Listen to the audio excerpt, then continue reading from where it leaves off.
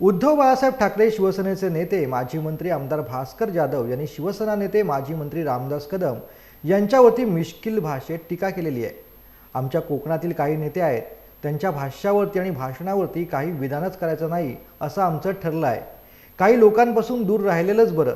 रामदास कदम यांची 50 भाषणं काढून बघा।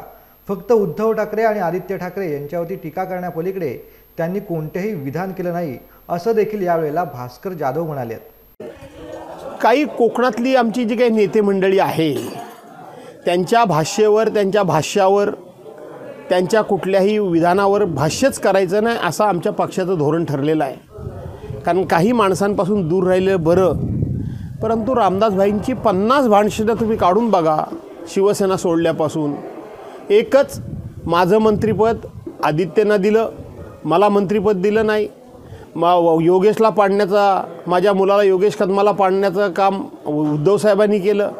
त्याचबरोबर उद्धव साहेबांनी हिंदुत्व सोडलं आणि मग अस्लाद्य भाषेमध्ये बोलायचं यापेक्षा रामदास भाईंच्या वक्तव्यामध्ये काहीही नवीन नसतं।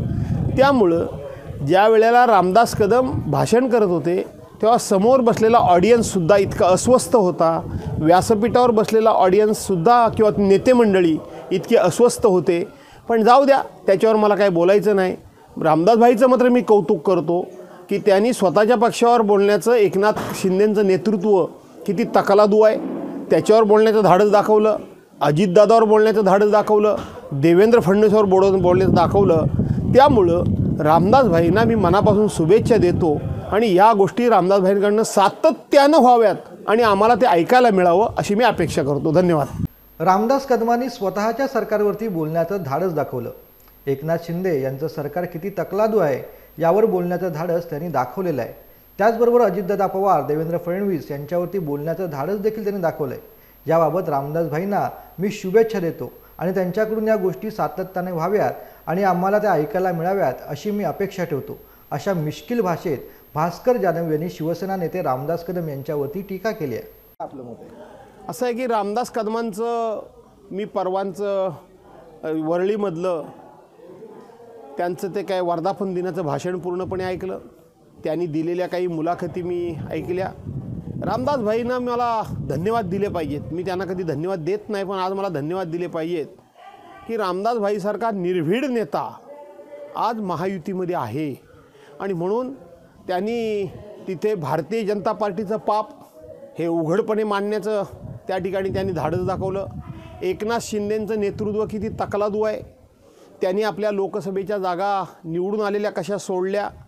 भारतीय जनता पार्टीनं 2 महिन्यापूर्वी त्यांचे उमेदवार जाहीर केले आणि एकनाथ शिंदेंचे उमेदवार जाहीर करायला उशीर लावला, त्यामुळे त्यांचे उमेदवार काही खासदारकीपासून मुकले। हे सांगण्याचं धाडस फक्त रामदास भाईच करू शकतात आणि त्याचबरोबर अजितदादा पवार हे सत्तेमध्ये आले नसते लवकर तर फार बरं झालं असतं, हे बोलण्याचं धाडस हे रामदास भाई करू शकतात। आणि म्हणून रामदास भाई तुम्ही असेच निर्भीडपणे बोलत राहा, स्वपक्षावर बोलत राहा, भाजपावर बोलत राहा, अजित पवार गट राष्ट्रवादीवर बोलत राहा। तुम्हाला माझ्या मनापासून शुभेच्छा आहेत। रामदास भाई तुम आगे बढ़ो, हम पीछे से देख रहे हैं। त्याचप्रमाणे सुनील तटकरे यांना 25,000चं मताधिक्य नाही दिले तर निवडणूक लढणार नाही अशा आमदार योगेश कदम यांच्या वक्तव्यावर देखील त्यांनी भाष्य केलंय। सध्या रामदास कदम हे स्वतःच्याच पक्षाबद्दल बोलत आहेत, त्यामुळे त्यांच्या प्रतिज्ञेबद्दल मी काहीही तुर्तास बोलणार नाही।